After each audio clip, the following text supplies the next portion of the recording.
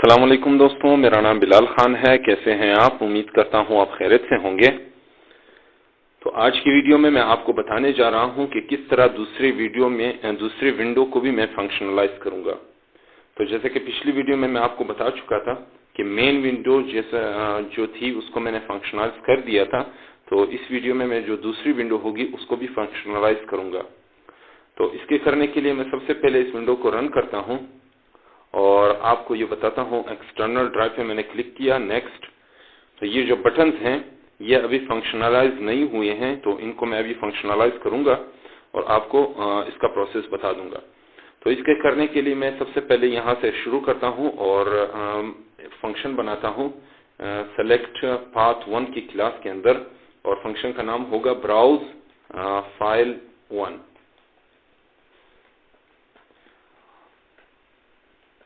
अब ये हो जाने के बाद फिर मैं लिखूंगा self F name 1 is equal to qt widgets q file dialog, और उसके बाद होगा गेट एग्जिस्टिंग डायरेक्टरी। तो यहां पर फिर उसके अंदर लिखूंगा नन, और फिर होगा select folder.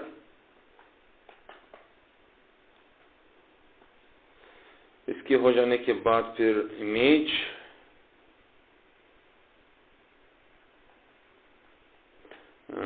qt widgets q file dialog, और शो डर्स ओनली। तो इफ सेल्फ एफ नेम, उसके बाद फिर self file name 1। File name 1 क्या है? यहाँ पर ये वाला शो कर रहा है, ठीक है। ये फाइल नेम 1 इस पहले इसका नाम है। तो show file name set text self F name. तो ये क्या करेगा? ये जो सेल्फ एफ नेम है, तो इसको मैं यहाँ पर कॉल करके आपको दिखा देता हूँ कि ये बेसिकली क्या काम करेगा। मैं इसको कॉल करता हूँ। यहाँ पर इसका जो फंक्शन ब्राउज का नेम है नेम ब्राउज 1। तो यहाँ पर लिखूंगा नेम ब्राउज 1। उसके बाद क्लिक्ड, अगर इस पर क्लिक हो गया तो कनेक्ट करो किसके साथ? ब्राउज फाइल 1 के साथ। तो अब मैं इसको बिल्ड एंड रन करके देखता हूँ। ये देखें, अब मैं यहाँ पर आया, नेक्स्ट किया, यहाँ पर मुझे कोई एरर दे रहा है। एरर क्या है? Browse file 1 is not defined. हाँ सॉरी, यहाँ पर मैंने सेल्फ लिखना है, वो नहीं लिखा।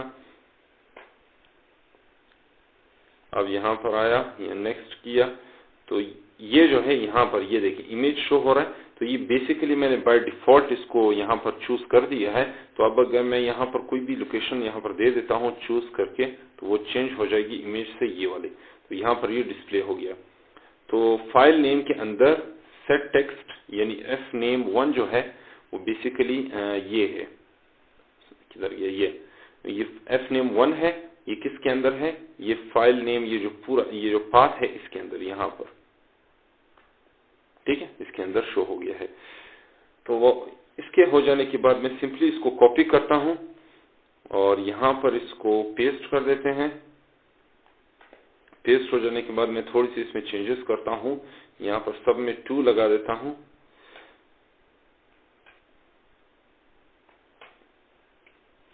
अब ये हो जाने के बाद मैं यहाँ से इसको कॉपी करता हूं फिर से ऊपर, और इसको पेस्ट कर देते हैं यहाँ पर 2, और इधर भी, यहाँ पर भी 2। तो अब बिल्ड एंड रन करके देखते हैं। यहाँ पर इसको ओके किया। अब यहाँ पर दूसरी फाइल भी मैं यहाँ पर लेता हूँ और उसमें से कोई भी लोकेशन चूज कर देता हूँ, तो वो मुझे सामने आ जाएगी, ठीक है। तो अब ये हो जाने के बाद अब ब्राउज के बटन के बाद मैं कैंसिल का बैक का बटन जो है उस पर काम करूंगा, ठीक है। ये जो बटन है बैक वाला, इस पे, ठीक है, इसको मैं क्लोज कर देता हूँ यहाँ से। अब फंक्शन बनाऊंगा बैक विंडो, और इसको भी सेल्फ, इसके बाद लिखूंगा main window is equal to main window. वो मेन विंडो कौन सी? वो जो पहला जो विंडो है उसकी इक्वल कर देगा। और उसके बाद visit, add visit main window, और उसके बाद विजिट, विजिट के बाद क्या होगा? यहाँ पर सेट करंट इंडेक्स, और विजिट करंट इंडेक्स +1। तो ये क्या करेगा, ये बैक के लिए यूज होगा। तो यहाँ पर मैं सिंपली फिर आता हूँ ऊपर और इसको यहाँ से कॉल करता हूँ सेल्फ। अब बैक के लिए क्या इस्तेमाल होगा, ये जो बैक का बटन है, बैक बटन 1। तो यहाँ पर लिखूंगा बैक बटन 1 क्लिक्ड, और तो क्लिक्ड हो जाए तो कनेक्ट कर दो किसके साथ, बैक विंडो जो कि फंक्शन है उसके साथ। तो अब ये हो जाने के बाद अब फिनिश बटन की तरफ आऊंगा और उसको मैं यहाँ पे ऑपरेशन का नाम दूंगा, यानी जब भी फिनिश का बटन क्लिक हो तो ये ऑपरेशन परफॉर्म हो। वो ऑपरेशन क्या होगा, तो इसको मैं यहाँ पर लिखता हूँ data is equal to CDLL load library. तो इसके अंदर मैं क्या करूंगा, यहाँ पर मैं आके आपको दिखाता हूँ। सॉरी, ये पाइथन फाइल्स इधर सी।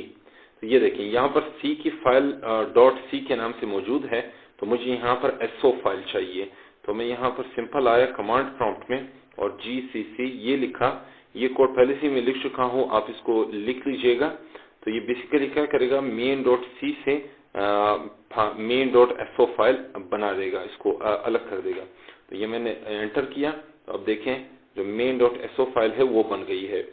तो मैं सिंपली आता हूं और इसका जो पाथ है वो यहाँ से उठा के यहाँ पर इसको पेस्ट कर देता हूँ।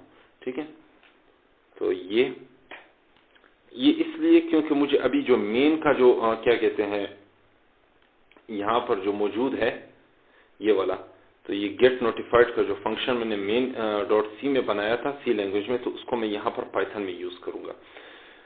तो इसके करने के बाद फिर डेटा ट्रांसफर, उसके ट्रांसफर हो जाने के बाद फिर arg types is equal to ct c chart p ct c chart p, और इसके बाद फिर होगा transfer r type rs type, और इसको कर दूंगा नन के। फिर उसके बाद OS डॉट सिस्टम, उसके अंदर मैं लिखूंगा rsync और ये -a, उसके बाद ये f स्ट्रिंग यहाँ पर लगाता हूँ और सेल्फ fname1, इसके बाद स्लैश और सेल्फ fname2। तो ये बेसिकली क्या करेगा, जब भी यहाँ पर मैं आपको दिखा देता हूँ, इस फाइल को लोकेशन की तरफ आए, ये फोल्डर 1 है। यहाँ पर जितना भी डेटा होगा, जब यहाँ पर मैं फिनिश बटन पे क्लिक कर दूंगा, तो फिनिश बटन पे क्लिक हो जाने के बाद फिर ये क्या करेगा, ये सारा जितना भी डेटा है फोल्डर 1 से उठा के यहाँ पर फोल्डर 2 में ट्रांसफर कर देगा, और उसके बाद जो फोल्डर 2 की मॉनिटरिंग स्टार्ट हो जाएगी। तो मॉनिटरिंग स्टार्ट होने से पहले सारा डेटा पहले ट्रांसफर हो जाएगा। तो इसलिए ये rsync ये ट्रांसफर करेगा यहाँ से इस दूसरे वहां पर फाइल नेम पे फोल्डर में। तो इसके करने के बाद मैं यहाँ पर आया और लिखता हूँ सेल्फ fname1, और इसके यहाँ पर लिखता हूँ fname1, इसमें बाइट्स इज, उसके बाद बाइट्स में सेल्फ fname1, फिर उसके बाद इनकोडिंग। ये बेसिकली आपको ये अगर मैं ये एग्जीक्यूट नहीं करूंगा तो मुझे एरर दे देगा, मैंने पहले ही लिखा हुआ है, तो इस वजह से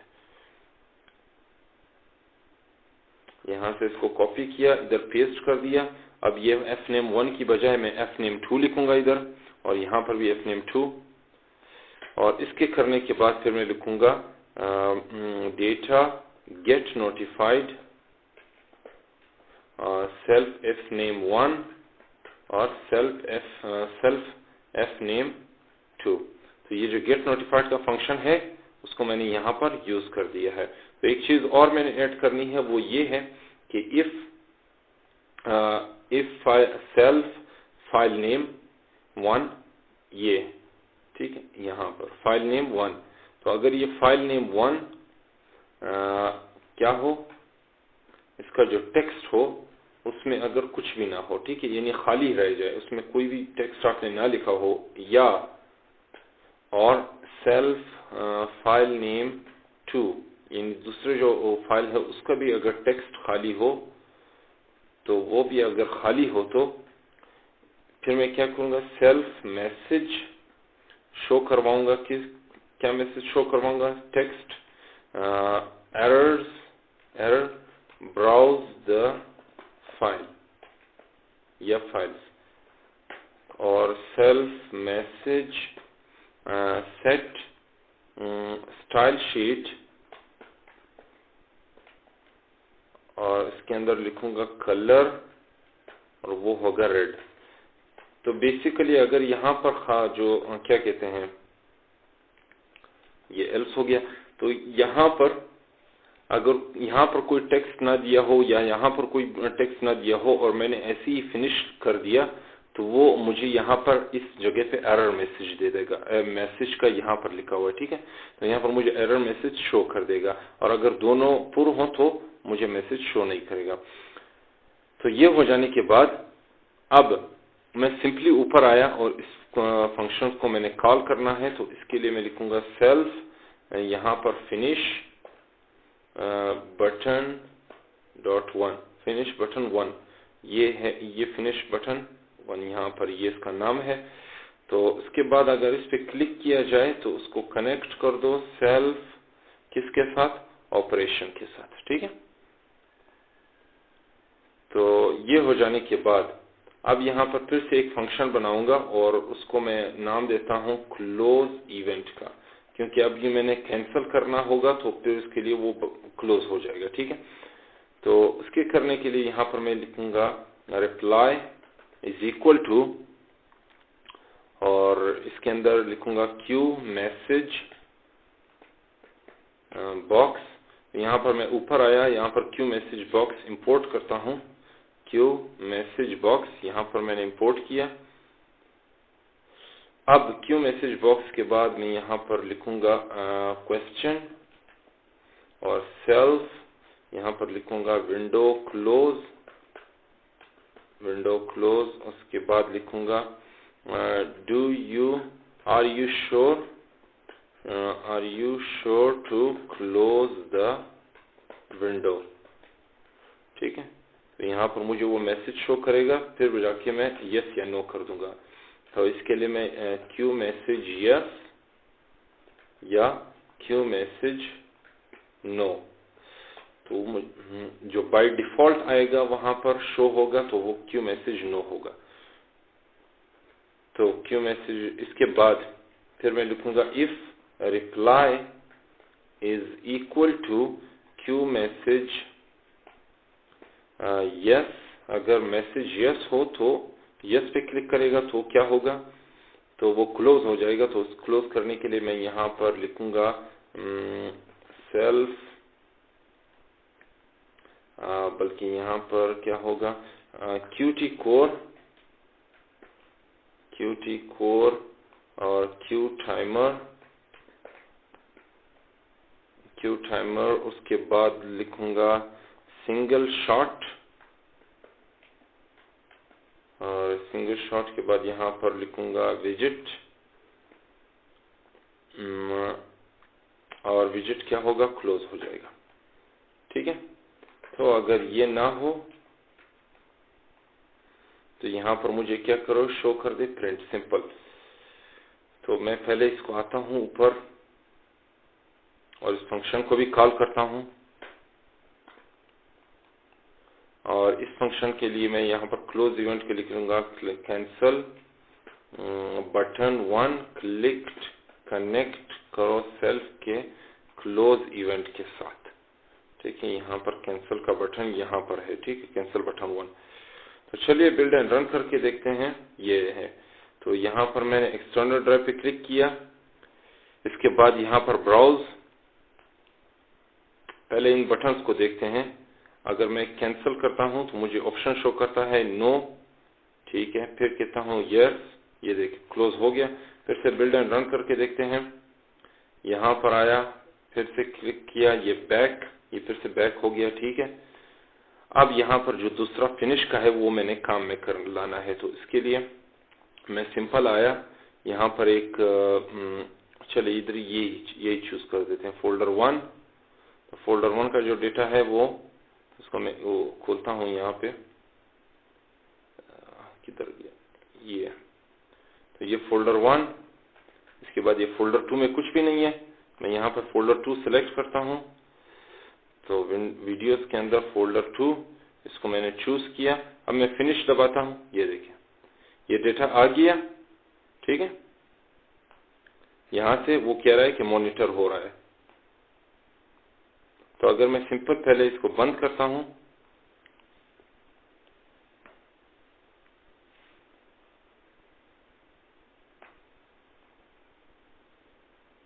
ये बेसिकली मुझे ये करना है कि इसमें से वो जो पाथ है इसी वाला प्रिंट कर देना है। तो अब मैंने यहां पर पाइथन 3 मेन, ठीक है। तो अब इसमें से मैं एक्सटर्नल ड्राइव कोई भी सिलेक्ट करता हूं यहाँ पे। तो वो मैंने पिछली मरतबा जो यहाँ सिलेक्ट की थी उसको फिर से सिलेक्ट करते हैं।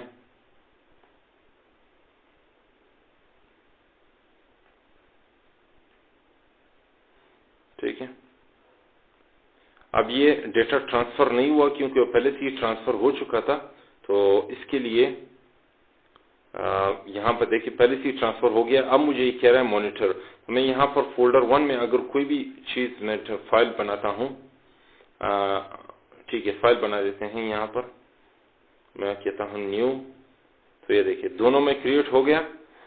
यहाँ पर ओपन करते हैं, ये देखिए यहाँ पर भी क्रिएट हो गया है फोल्डर 2 में और इसके बाद फोल्डर 1 में। तो मैं फोल्डर 1 की न्यू को खोलता हूँ और उसमें लिखता हूँ हेलो। ठीक है, सेव कर देते हैं। ठीक है, अब सेव हो जाने के बाद मुझे मैसेज दे रहा है। तो मैं यहाँ पर फोल्डर 2 में आया, फोल्डर 2 के हेलो को खोला, ये देखिए इसमें भी हेलो आ गया। तो ये बिल्कुल सक्सेसफुली काम कर रहा है। तो ये हमारा मॉनिटरिंग का सॉफ्टवेयर काम कर रहा है। तो मैं इस प्रोग्राम को मैंने बंद कर दिया। तो ये बिल हो गया है। अब आइंदा आने वाली वीडियो में मैं जो दूसरा जो क्लाउड के लिए जो मैंने अभी विंडो बनाई है उसमें मैं उसको मैं फंक्शनलाइज करूंगा और आपको बता दूंगा। तो इंशाल्लाह ये मेरी लास्ट वीडियो उसके बाद होगी। तो अपना अगर आपको कोई भी प्रॉब्लम हो तो मुझसे जरूर पूछ लीजिएगा। मैं इंशाल्लाह आपको आपके सवालों का जवाब दे दूंगा। तो तब तक के लिए मुझे इजाजत दीजिए और मुझे अपने दुआ में जरूर याद रखिए। जी तो दोस्तों, उम्मीद करता हूँ आपको ये वीडियो बहुत अच्छी लगी होगी।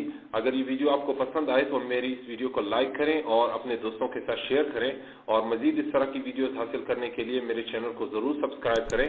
तब तक के लिए मुझे इजाजत दीजिए। अल्लाह हाफिज।